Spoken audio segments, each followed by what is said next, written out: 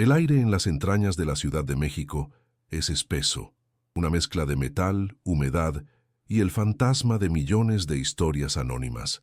En este laberinto subterráneo, Javi Mendoza era una de esas historias, un espectro con casco y chaleco anaranjado que se deslizaba por las vías del sistema de transporte colectivo Metro. A sus 48 años, Javi era un técnico de mantenimiento, un hombre cuya existencia se medía en la inspección de kilómetros de acero y concreto bajo el estruendo distante de los últimos trenes. Su turno comenzaba cuando la ciudad dormía, y su mundo era un reino de sombras y ecos, donde conocía cada goteo, cada crujido de las estructuras como si fueran el lenguaje secreto de un monstruo dormido. Para los pocos colegas que lo veían era solo Javi, el callado, el que siempre cumplía, un rostro más en la nómina. Para los 20 millones de almas en la superficie, era completamente invisible, una pieza anónima del engranaje que mantenía en 1900 movimiento el corazón de la metrópoli. Su vida en la superficie no era muy distinta. Un modesto departamento en la colonia Doctores, un barrio obrero de fachadas desgastadas y ruidos constantes, era su refugio. Las paredes de su hogar estaban impregnadas del silencio de un hombre que hablaba poco y sentía mucho. Su rutina era un ciclo inmutable, el viaje en pecero oliendo a diésel y cansancio, las horas en la penumbra de los túneles y el regreso a un hogar donde la ausencia de alegría pesaba más que la fatiga física. Javi era la definición del hombre común, uno de esos ciudadanos que se vuelven parte del paisaje urbano, cuya presencia se da por sentada, pero nunca se nota realmente. Había construido una vida basada en la previsibilidad y la discreción, creyendo que la mejor manera de sobrevivir en esa selva de concreto era no llamar la atención, ser simplemente una sombra más que se desvanecía con la primera luz del alba. Cada jornada era una repetición de la anterior, un ritual de inspección y reparación que realizaba con una meticulosidad casi religiosa. Él no solo veía rieles y durmientes, veía el esqueleto de la ciudad, sentía su pulso a través de las vibraciones del suelo.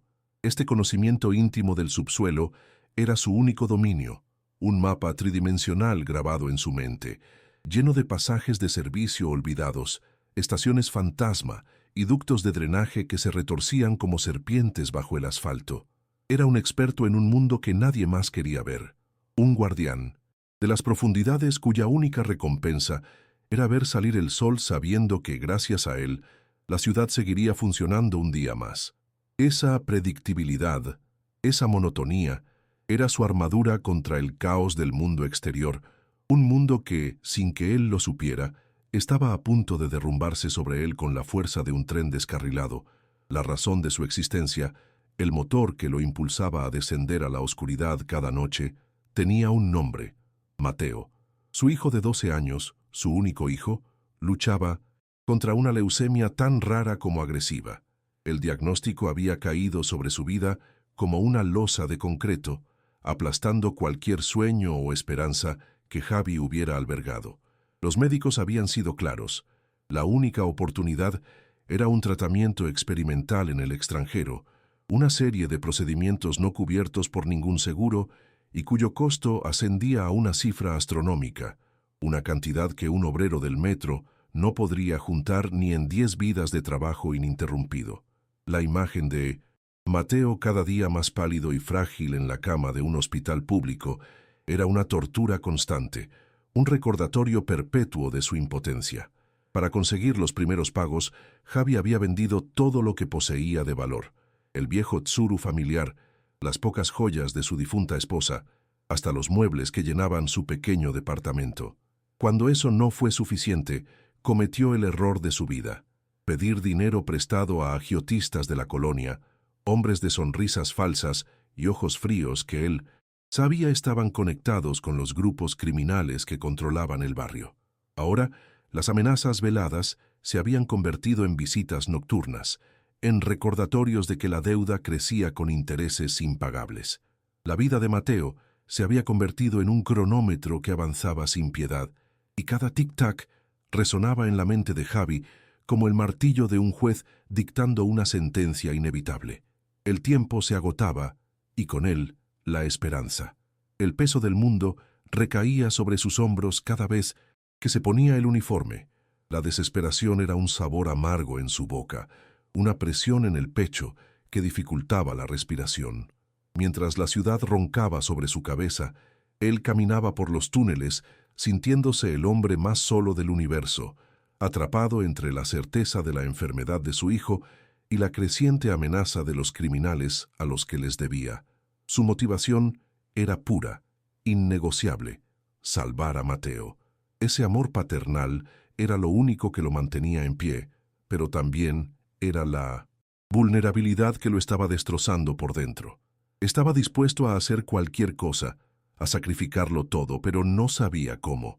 Rezaba en silencio, pidiendo un milagro, una señal, sin imaginar que estaba a punto de tropezar con la respuesta a sus plegarias en la forma de la más terrible de las tentaciones. Aquella noche, la rutina lo llevó a una sección de drenaje profundo entre las estaciones Guerrero y Garibaldi, un área notoria por ser el corazón del territorio de la Unión Tepito. Era una inspección de rutina en un ramal raramente visitado, un lugar olvidado por casi todos. Mientras golpeaba las paredes de concreto con su martillo, escuchando la resonancia para detectar fisuras, un sonido anómalo capturó su atención. Un tramo de la pared, de unos 3 metros de ancho, sonaba hueco, distinto al concreto sólido y antiguo que lo rodeaba. La textura era diferente, más nueva. La curiosidad, mezclada con su instinto de técnico, lo impulsó a investigar. Usando una barreta de su carrito de herramientas, forzó una pequeña grieta en una de las juntas, esperando encontrar un simple hueco estructural, una bolsa de aire olvidada en la construcción. Lo que vio al otro lado le heló la sangre. No era una cavidad, era un túnel, perfectamente construido y con tecnología que no pertenecía al metro. Tenía su propio sistema de ventilación, una línea de luces LED de bajo consumo y unos pequeños rieles por los que, dedujo, debía correr un carro eléctrico.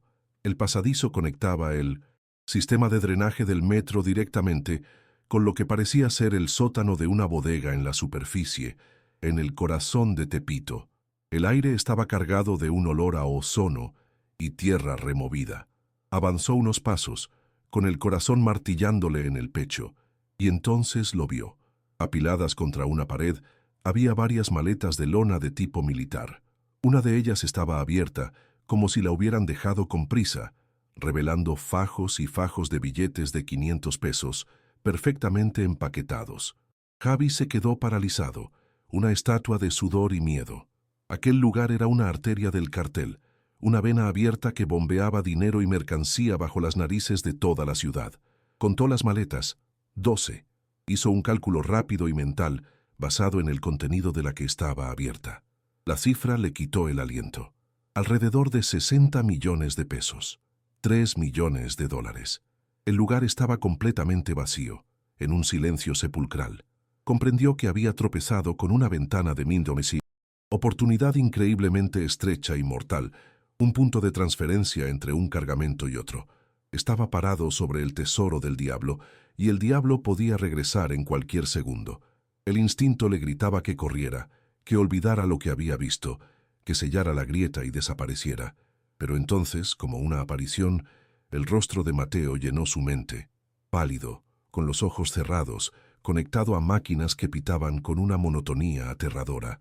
Esos 60 millones de pesos no eran solo dinero, eran la cura, eran la vida, eran la respuesta a todas sus oraciones desesperadas. El miedo que sentía era visceral, un terror helado que le recorría la espina dorsal. Sabía perfectamente a quién pertenecía ese dinero. Sabía que robarlo no era un robo, era firmar su propia sentencia de muerte. La Unión Tepito no perdonaba. Lo cazarían hasta el fin del mundo. Pero la alternativa era peor. La certeza de ver a su hijo morir porque él no tuvo el valor de actuar era un infierno mucho más profundo y aterrador que cualquier cosa que los sicarios del cartel pudieran hacerle. El dilema lo partió en dos. Su moralidad, la de un hombre honesto que había trabajado toda su vida sin tomar un peso que no fuera suyo, luchaba contra el instinto más primario de un padre por salvar a su cría. En ese túnel oscuro y silencioso, Javi Mendoza, el hombre invisible, se enfrentó a la decisión más importante de su existencia. El mundo entero se redujo a dos caminos: la cobardía segura que llevaba a la tumba de su hijo, o el acto de valentía suicida que le ofrecía una remota posibilidad de salvarlo. El sonido de su propia respiración agitada era lo único que rompía el silencio. La imagen de Mateo sonriendo antes de la enfermedad fue lo que inclinó la balanza. Al diablo con todo, al diablo con el cartel, con su miedo, con su vida. Solo Mateo importaba. En un arrebato de febril desesperación, su mente de técnico se activó. Pensó con una claridad que lo sorprendió. En su carrito de herramientas llevaba pequeños cartuchos de explosivos de mantenimiento, los que usaba para demoliciones controladas de roca o concreto en las reparaciones. No era mucho, pero sería suficiente. Trabajando con la precisión de 20 años de experiencia, preparó una carga improvisada, conectándola a un temporizador de corto plazo. No podía llevarse todo el dinero, era imposible. Abrió su pesada mochila de herramientas, vaciando su contenido sin miramientos, y la llenó con tantos fajos de billetes como pudo, quizás un tercio del total. El peso era considerable, pero la adrenalina lo hacía sentir ligero. Con las manos temblorosas pero el propósito firme, activó el detonador. Corrió. Corrió por los túneles como nunca antes lo había hecho. No como un trabajador, sino como un fugitivo. Cada paso resonaba como un trueno en la oscuridad. Detrás de él, el temporizador avanzaba, un insecto mecánico contando los últimos segundos de su antigua vida. Sabía que la explosión no solo sellaría la entrada del narcotúnel, sino que también sería el disparo de salida de la cacería más implacable que pudiera imaginar. Crearía un caos calculado, una distracción que, con suerte, le daría una pequeña ventaja. En el momento exacto en que una onda de choque sorda y un estruendo profundo retumbaron a sus espaldas, Javi Mendoza dejó de ser un simple obrero para convertirse en una presa. La decisión estaba tomada. El juego había comenzado. Si esta historia ya te atrapó, no te despegues. Suscríbete a nuestro canal. Dale like a este video y déjanos un comentario contándonos desde qué ciudad nos estás viendo. Apenas estamos comenzando. La fuga de Javier no fue hacia la luz, sino hacia una oscuridad más profunda. No corrió hacia las salidas de emergencia, ni buscó la seguridad de las calles atestadas. En su lugar, se hundió en las venas olvidadas del monstruo, en la red de túneles de servicio y pasadizos de mantenimiento que solo los veteranos como él conocían. Su plan inicial, forjado en la adrenalina del momento, era simple: atravesar el subsuelo hasta el otro extremo de la ciudad, cerca de la terminal de autobuses de pasajeros de Oriente, la Tapo. Desde allí, tomaría el primer camión hacia el estado de Veracruz, un lugar donde el mar se traga las historias y un hombre puede disolverse entre la multitud de los puertos. El dinero en su mochila era un ancla que lo arrastraba hacia el peligro, pero también era la vela que lo impulsaba hacia la única esperanza de supervivencia para su hijo. Cada paso en la penumbra era un cálculo, cada eco un posible perseguidor. Mientras Javi se movía como un roedor en su laberinto, la superficie entraba en ebullición. La explosión en la línea B del metro fue catalogada inicialmente como un accidente, una falla estructural, una más de las tantas que achacaban al viejo sistema. Los noticieros matutinos hablaban de caos vial y suspensiones del servicio, pero para los oídos correctos, el estruendo fue una declaración de guerra. En una oficina, de lujo en el corazón de Polanco, lejos del bullicio de Tepito, el liderazgo de la Unión no necesitó más que un par de llamadas para entender la verdad. La ubicación, la hora, el método, todo apuntaba a una intrusión. La pérdida del dinero era un golpe, pero la audacia del ataque era una afrenta intolerable. Alguien había entrado a su santuario, a sus dominios privados, y los había hecho ver como idiotas. La maquinaria de respuesta del cártel se activó con una eficiencia militar. La primera orden fue conseguir los registros de personal. Sus contactos dentro del sindicato del metro, hombres que recibían jugosos sobres mensuales por mirar hacia otro lado, no tardaron en entregar la lista de los trabajadores de mantenimiento asignados a ese sector durante el turno de la noche. Eran apenas un puñado de nombres, Uno por uno, fueron localizados y descartados. Todos, excepto uno. Javier Mendoza no se había presentado al final de su turno. No contestaba su teléfono. No estaba en su departamento. En cuestión de un par de horas, su nombre pasó de ser una simple ausencia en una lista a convertirse en el objetivo prioritario. Su fotografía, una imagen desactualizada de su credencial de empleado, comenzó a circular por cientos de teléfonos a través de chats encriptados. La cacería había comenzado oficialmente y toda la red de halcones de la ciudad ya sabía a quién buscar. Javi ignoraba la velocidad con la que su mundo se encogía. Su único enfoque era avanzar, metro a metro, por las entrañas de la ciudad. Usaba rutas que ni siquiera aparecían en los planos más modernos, pasajes que databan de la construcción original del metro cuando la ciudad era otra. Sentía el retumbar de los equipos de emergencia sobre su cabeza, una sinfonía caótica que servía para enmascarar su propio escape. El aire se enrarecía por momentos, y la oscuridad era tan absoluta que tenía que confiar en el tacto de sus manos sobre las paredes húmedas para guiarse. Su cuerpo, acostumbrado al esfuerzo físico, respondía bien, pero su mente era un torbellino de miedo y paranoia. Se imaginaba sicarios en cada esquina, escuchaba pasos que no existían, sentía ojos que lo observaban desde las sombras. El peso de la mochila era un recordatorio constante del pacto que había hecho, un fardo de esperanza y muerte que cargaba sobre su espalda. Finalmente, tras horas que parecieron una eternidad, llegó a una rejilla de ventilación que, según sus mapas mentales, debía darle una visión clara de la estación de autobuses. Con el corazón desbocado ascendió por una escalera de servicio oxidada y se asomó por una pequeña apertura a nivel del suelo. La tapo bullía de actividad, un hormiguero de viajeros, vendedores y taxistas. A primera vista, parecía el lugar perfecto para desaparecer. Pero entonces, su ojo entrenado para detectar anomalías notó algo que le heló la sangre. Vio a hombres que no encajaban, hombres que no esperaban ningún autobús, que no vendían nada, que no buscaban pasajeros. Estaban simplemente ahí observando, con los ojos fijos en las entradas, hablando discretamente por sus teléfonos. Eran halcones, vigías del cártel, y estaban en cada punto de acceso.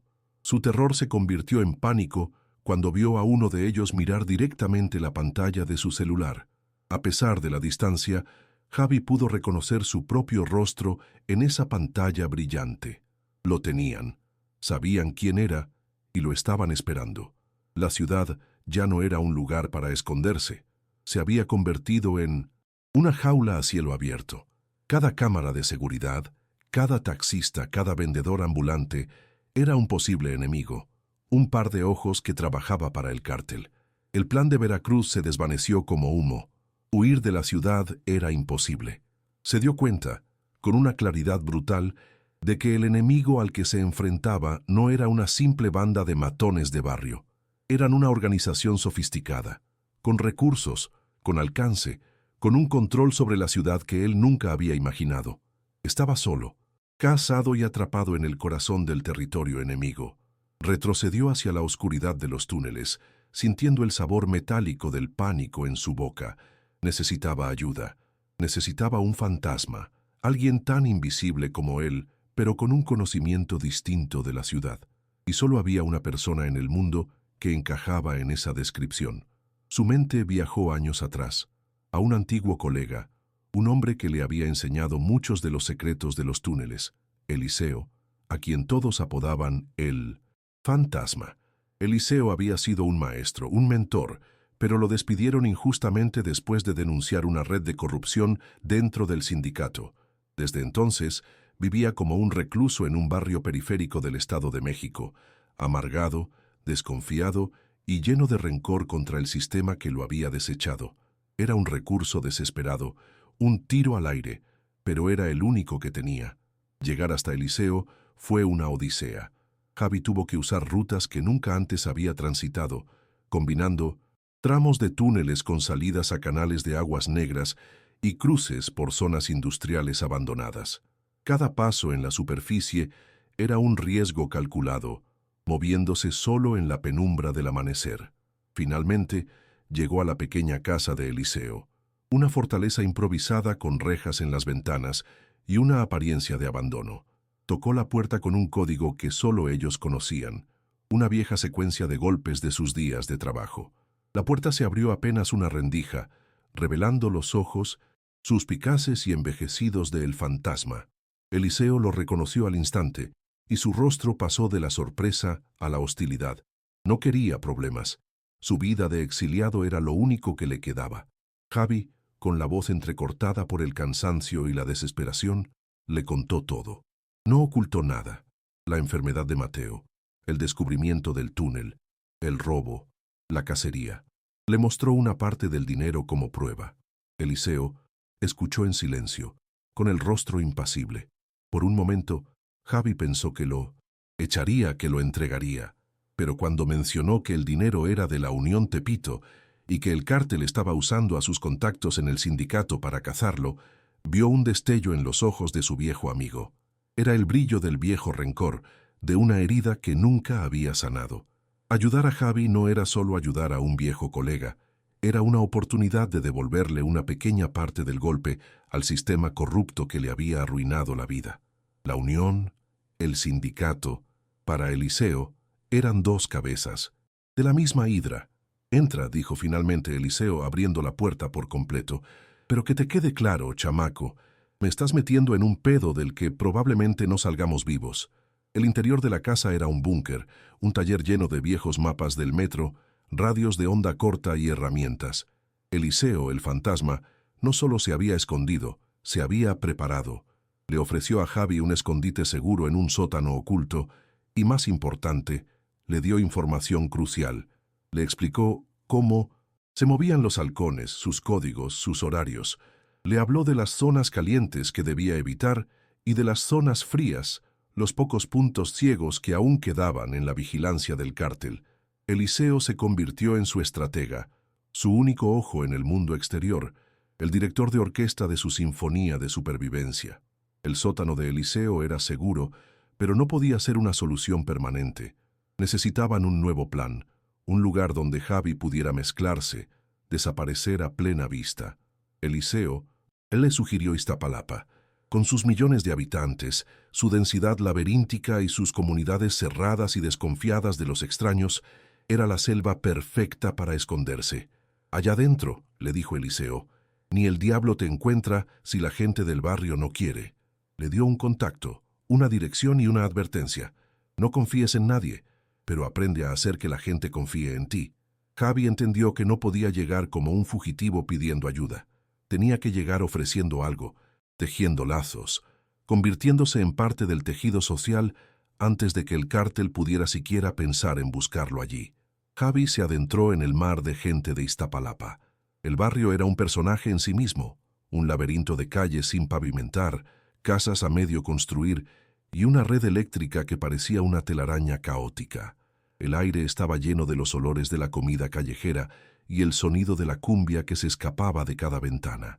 Siguiendo las instrucciones de Eliseo, encontró a la familia que le había indicado. Vivían en una pequeña vecindad y su situación era un espejo de la suya. Su hija pequeña sufría una enfermedad cardíaca que requería una cirugía urgente y costosa. Javi vio en ellos su propio dolor, su propia desesperación. Esa noche, sin dar muchas explicaciones, les entregó un sobre con suficiente dinero para cubrir toda la operación y el tratamiento.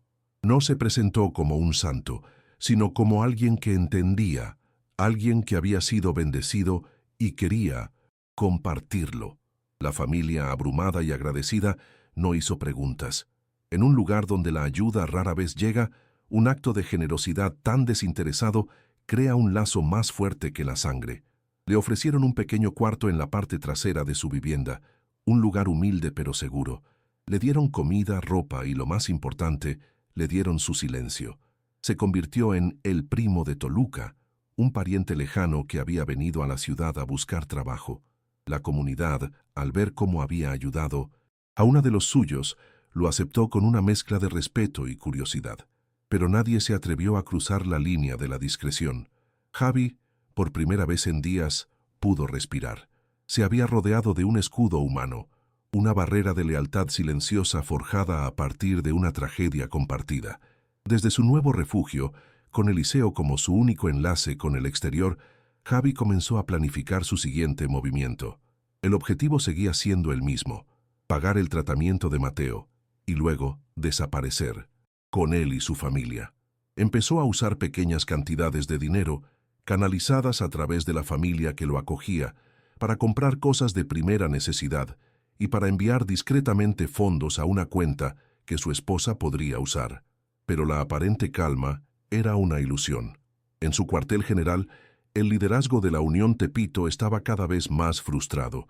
Sus métodos habituales de intimidación y búsqueda no estaban funcionando. Javier Mendoza se había evaporado. Había humillado a la organización y la presión de los jefes supremos del cártel para resolver el asunto crecía cada día. Necesitaban un resultado, una cabeza, y la necesitaban ya. La humillación pública era un veneno que se extendía por la organización. La historia, aunque no salía en los medios, ya corría como un reguero de pólvora en el bajo mundo. Un simple trabajador del metro les había robado en su propia casa y se había hecho humo. Esta afrenta no podía quedar sin respuesta. El líder de la célula encargada de la operación, un hombre conocido como el Teniente, decidió que si no podían encontrar a la rata en su madriguera, tenían que hacer que la rata saliera por su cuenta. Dejaron de buscar a Javi y empezaron a investigar su vida, sus conexiones, sus debilidades, y no tardaron en encontrar el centro de su universo, su talón de Aquiles, la única pieza que Javi no podía proteger a distancia: su hijo, Mateo. El golpe fue de una crueldad quirúrgica. No hubo violencia explícita, no hubo secuestro. Eso habría atraído demasiada atención no deseada. En su lugar, optaron por la guerra psicológica.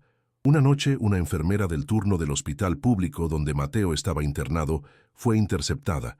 No la lastimaron, solo le dieron un mensaje y un objeto. Al día siguiente, cuando Javi llamó a Eliseo para el reporte diario, la voz de su amigo sonaba grave. Le dijo que fuera a un teléfono público específico a una hora exacta. Cuando Javi llegó y el teléfono sonó, la voz de Eliseo era apenas un susurro. Le contó que la gente del cártel había rodeado discretamente el hospital. No habían entrado, pero habían dejado su tarjeta de presentación. La enfermera, aterrorizada, le había entregado a la esposa de Javi, quien estaba junto a la cama de Mateo, un pequeño objeto, uno de los guantes de trabajo de Javi, uno que había dejado en su casillero del metro. Dentro del guante había una sola bala. El mensaje era inequívoco, una amenaza silenciosa, pero ensordecedora. Pero eso no fue todo. Eliseo le transmitió la oferta final del cártel. Tenía 24 horas. 24 horas para entregarse él mismo y devolver cada peso que había robado. Si no lo hacía, el accidente que sufriría el sistema de soporte vital de Mateo sería solo el principio del sufrimiento de su familia. Javi sintió que el suelo se abría bajo sus pies. Lo habían encontrado. Habían llegado a su hijo. La falsa seguridad de su escondite se hizo añicos y la cacería había entrado en su fase más oscura y personal. La llamada para la acción al final del bloque. La red se está cerrando alrededor de Javier. ¿Crees que tiene alguna posibilidad de escapar? Queremos saber tu opinión. Si estás tan enganchado como nosotros, asegúrate de suscribirte al canal y comentar desde qué ciudad nos acompañas para no perderte cómo termina esta increíble historia. El mundo de Javier se contrajo hasta convertirse en el auricular de aquel teléfono público. La voz de Eliseo, cargada de una gravedad que nunca antes le había escuchado, era el martillo que hacía añicos su frágil caparazón de esperanza. Un guante de trabajo y una bala. Un mensaje tan simple y a la vez tan devastador. El cártel había dejado de buscarlo a él para empezar a cazar a su hijo. La estrategia había cambiado de una persecución a un asedio, y el castillo que sitiaban era la cama de un hospital. Colgó el teléfono sintiendo un vértigo helado, como si los túneles por los que había escapado ahora se abrieran bajo sus pies para tragarlo. El dinero en su escondite, antes un símbolo de esperanza, ahora se sentía como un fardo de plomo, inútil y maldito. ¿De qué servían 60 millones de pesos si no podían comprarle un día más de vida a Mateo? La sensación de encierro era total. La lealtad de la familia en Iztapalapa, el refugio en el corazón del laberinto, todo se había vuelto irrelevante. Podía esconder su cuerpo, pero no podía esconder el alma de su hijo. La paranoia se apoderó de él con una fuerza renovada. Cada rostro desconocido en la calle parecía un halcón. Cada motocicleta que pasaba era un sicario en potencia. La ciudad, su ciudad, aquella que conocía desde sus entrañas, se había convertido en un tablero de ajedrez donde él era el rey acorralado, y cada movimiento estaba anticipado por un enemigo invisible y omnipotente. La presión del ultimátum de 24 horas era una tortura física, un nudo en el estómago que le impedía pensar con claridad. El tiempo, que antes era su aliado para planear y esconderse, ahora era el verdugo que afilaba su hacha. Su comunicación con Eliseo se volvió frenética, una serie de llamadas cortas y codificadas desde distintos teléfonos públicos. La mente estratégica de El Fantasma trabajaba a toda velocidad, analizando las escasas opciones que les quedaban. Eliseo confirmó sus peores temores. La vigilancia sobre el hospital era profesional y discreta. No eran matones apostados en las esquinas, sino una red de vigías que se hacían pasar por vendedores, taxistas e incluso personal de limpieza. Cualquier intento de mover a Mateo sería detectado al instante. Estaban completamente atrapados en la telaraña. La crueldad del plan del cártel residía en su simplicidad. No necesitaban encontrar a Javi, solo tenían que esperar a que el amor de un padre lo obligara a salir de su escondite y caminar directo hacia la trampa. Las horas pasaban como granos de arena en un reloj roto. La noche cayó sobre la ciudad, pero para Javi no hubo oscuridad, solo una vigilia febril iluminada por el pánico. Intentó comer algo que la familia le ofreció, pero la comida se atoraba en su garganta. El rostro de su hijo lo perseguía, no el rostro enfermo en la cama del hospital, sino el de antes, el de los días en que jugaban en el parque, el de la sonrisa que iluminaba su modesto departamento. Esos recuerdos, antes su consuelo, ahora eran dagas que se clavaban en su conciencia. Había robado por él, había arriesgado todo por él, y con ese mismo acto lo había puesto en la mira de los peores monstruos de la ciudad. La culpa era un veneno que se mezclaba con el miedo, creando una toxina que paralizaba su capacidad de razonar. Eliseo, desde su búnker, intentaba mantener la calma, ser la voz de la lógica en medio del caos. Propuso una idea desesperada, una rendición falsa. Podrían acordar un punto de encuentro para entregar el dinero, pero usarían el lugar para tender una emboscada, o al menos para crear una distracción que les permitiera actuar en el hospital. Era un plan arriesgado, casi suicida, pero era mejor que no hacer nada. Javi se aferró a esa idea como un náufrago a una tabla. Pasaron las siguientes horas diseñando el plan, estudiando mapas antiguos de la ciudad, buscando un lugar que Javi conociera y que les diera una ventaja táctica. La esperanza, frágil y temblorosa, comenzaba a resurgir de entre las cenizas de su desesperación. Eligieron una vieja planta de bombeo del sistema de drenaje profundo, un lugar abandonado en la periferia industrial de Vallejo. Era un laberinto de tuberías, pasarelas y tanques subterráneos que solo alguien como Javi podría navegar con soltura en la oscuridad. El plan era atraer a un pequeño grupo del cártel, liderado por el teniente, con la promesa de la entrega. Mientras Javi los distraía en el subsuelo, Eliseo, usando un teléfono anónimo, haría una llamada a las autoridades, reportando un enfrentamiento entre bandas rivales en esa misma ubicación. El caos resultante, esperaban, desviaría la atención del cártel del hospital el tiempo suficiente para que un contacto de Eliseo, un paramédico que le debía un viejo favor, pudiera sacar a Mateo de allí en una ambulancia sin levantar sospechas. Todo estaba calculado al milímetro. Javi se preparó, no como un obrero, sino como un soldado que va a una misión sin retorno.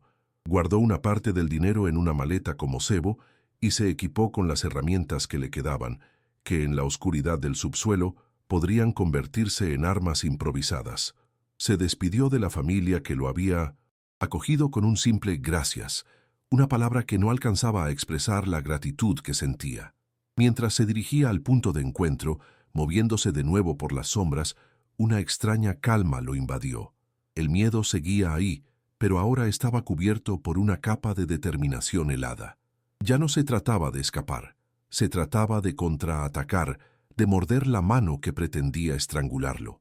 Sin embargo, subestimaron la red de información del cártel. Mientras Javi se adentraba en el laberinto de Vallejo, Eliseo hizo una última llamada de confirmación a su contacto paramédico. La respuesta que recibió fue una sentencia de muerte para su plan. El contacto, con la voz temblorosa, le confesó que había sido presionado.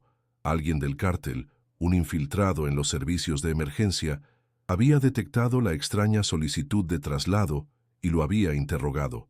El paramédico, temiendo por su propia familia, había confesado todo el plan. El cártel no solo sabía de la emboscada, la estaban esperando. El punto de encuentro en Vallejo no era una oportunidad, era una tumba. La llamada de Eliseo a Javi para advertirle fue abrupta, llena de pánico. «Es una trampa, Javi. Saben todo. Sal de ahí ahora». Para Javi, el mensaje llegó un segundo demasiado tarde. Ya estaba dentro de la planta de bombeo, en el corazón de la oscuridad, cuando escuchó el sonido metálico de las compuertas de acceso cerrándose a su alrededor. Las luces se encendieron de golpe, cegándolo, revelando siluetas, armadas en todas las pasarelas superiores. Había caminado directamente hacia la boca del lobo. La voz de el teniente resonó a través de un altavoz, fría y burlona. «Creíste que podías jugar con nosotros, ratita de alcantarilla. Nos hiciste correr por toda la ciudad. Te felicito, pero el juego se acabó». Javi se vio atrapado, sin salida, con el corazón hundiéndosele en el estómago. El fracaso de su plan no fue solo un contratiempo, fue una catástrofe absoluta que lo dejó expuesto y a merced de sus cazadores. La captura de Eliseo fue el siguiente movimiento del cártel, un golpe de gracia para aniquilar cualquier esperanza que a Javi le quedara. Mientras Javi estaba atrapado en la planta de bombeo, un equipo de sicarios irrumpió en la casa del fantasma. Rastrearon la última llamada de pánico que le hizo a Javi. Eliseo, el hombre que había vivido años en el anonimato, fue arrancado de su reclusión con una brutalidad calculada. Para Javi, la noticia llegó a través de la radio de uno de los sicarios que lo custodiaban, una comunicación interna que dejaron que escuchara a propósito. Escuchó la voz de su amigo, ahogada por el dolor, y luego el silencio. En ese instante, Javi se sintió completamente solo en el universo. Había perdido a su estratega, a su único aliado, a su último vínculo con el mundo exterior. El teniente se acercó a él disfrutando del momento. Le mostró en su teléfono una transmisión en vivo desde el hospital. La cámara enfocaba el monitor de signos vitales. «Te Mateo, se nos acaba la paciencia, Javier», dijo el teniente con una calma aterradora. «Tu amigo el viejo ya nos dijo dónde guardas el resto del dinero. Mis hombres ya van para allá. Pero esto ya no se trata del dinero. Se trata de respeto. Y tú nos lo faltaste». Apagó el teléfono y miró a Javi a los ojos. «No te vamos a matar. No todavía. Te vamos a llevar a un lugar. Y desde ahí vas a escuchar por radio cómo las máquinas de tu hijo, una por una, dejan de funcionar. Ese será el precio de tu estupidez». Ese fue el verdadero punto sin retorno. La pérdida de Eliseo, el fracaso total de su plan y la amenaza directa e inminente contra la vida de Mateo lo rompieron. Pero dentro de esa fractura, algo nuevo y peligroso comenzó a formarse. La desesperación se quemó, y en su lugar quedó una brasa de furia pura y helada. Ya no era un padre asustado, ni un obrero tratando de sobrevivir. En ese momento, acorralado y sin nada que perder, Javi Mendoza se convirtió en otra cosa.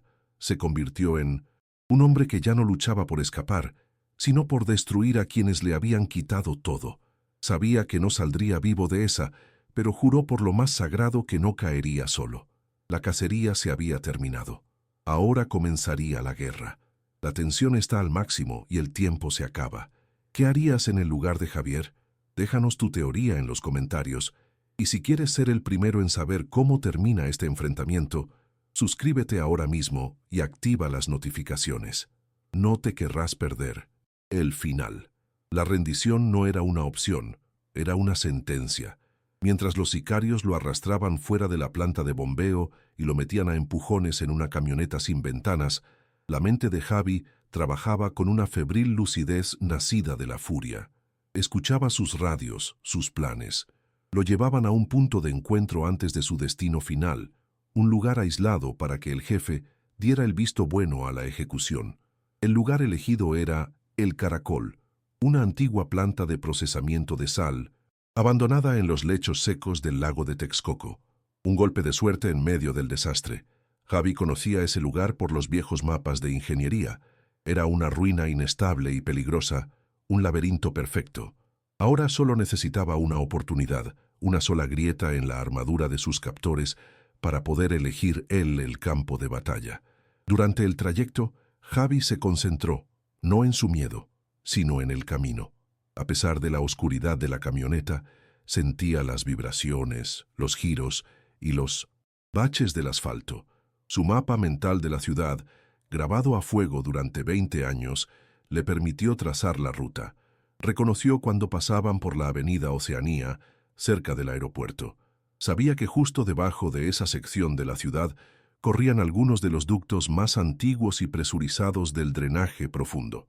Recordó una válvula de liberación de emergencia, una a la que solo se podía acceder desde un registro de mantenimiento en la superficie diseñada para prevenir colapsos catastróficos. Era una posibilidad entre 1.000.000, pero era la única que tenía.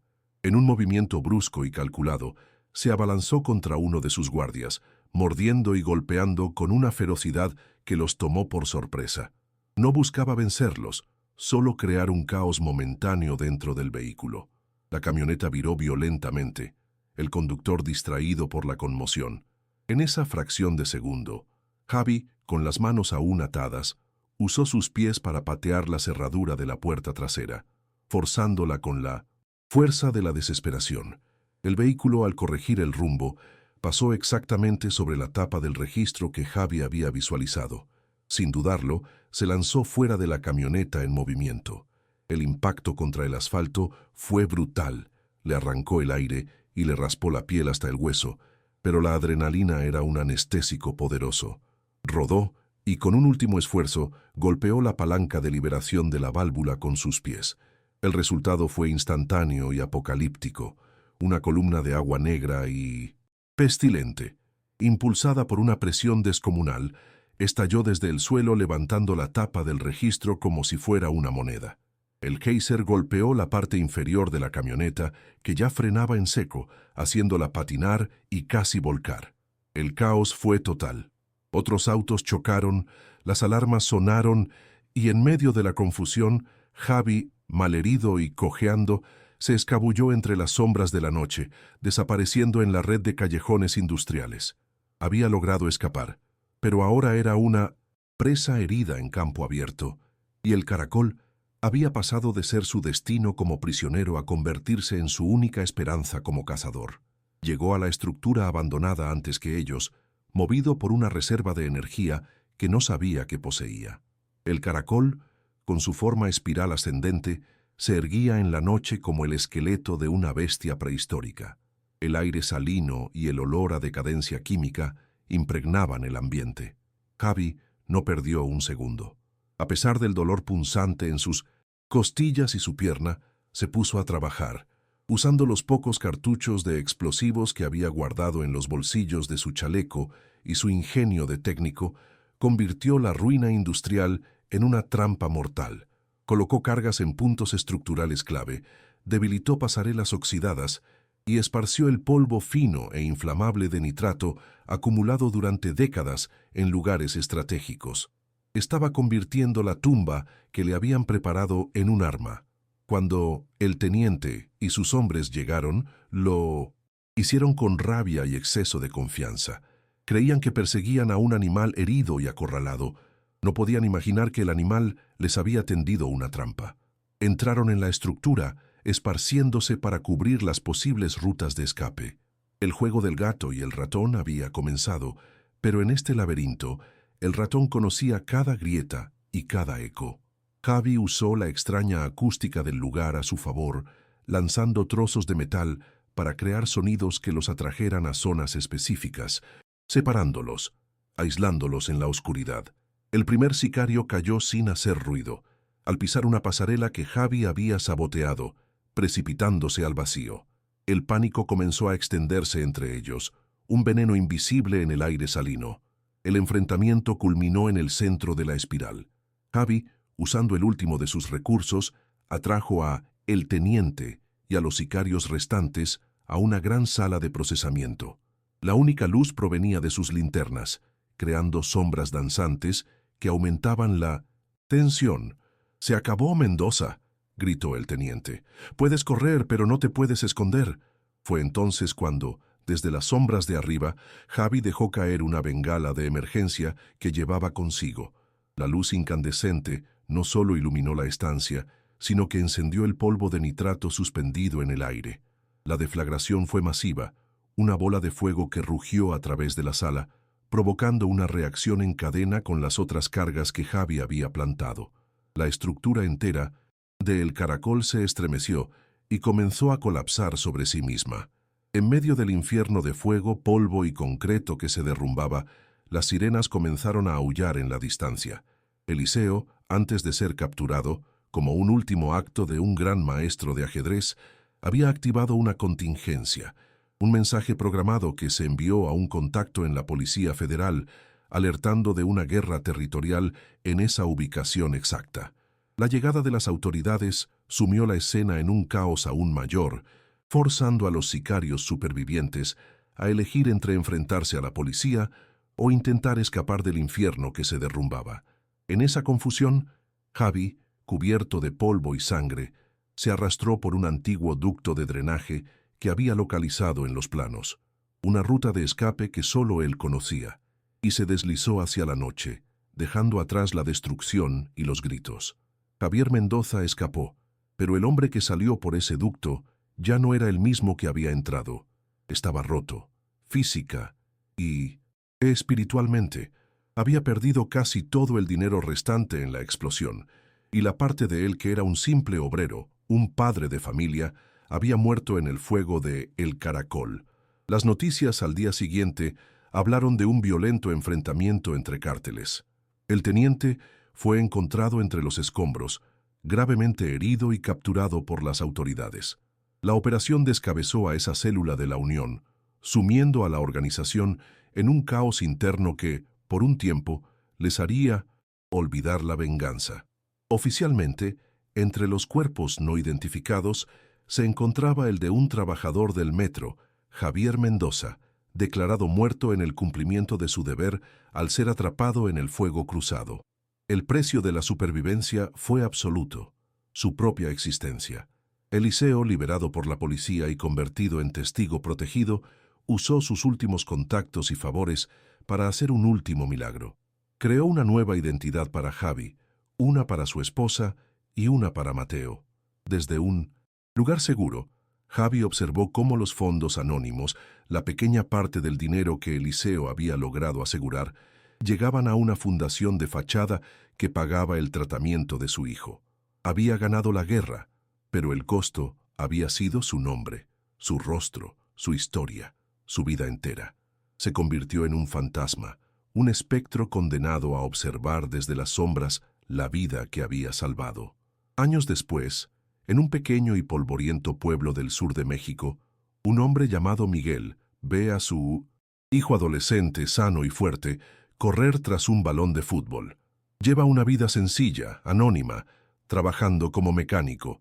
Su esposa está a su lado, y aunque la sonrisa en sus rostros es genuina, en sus ojos siempre hay una sombra de vigilancia, un hábito de mirar por encima del hombro que nunca desaparecerá.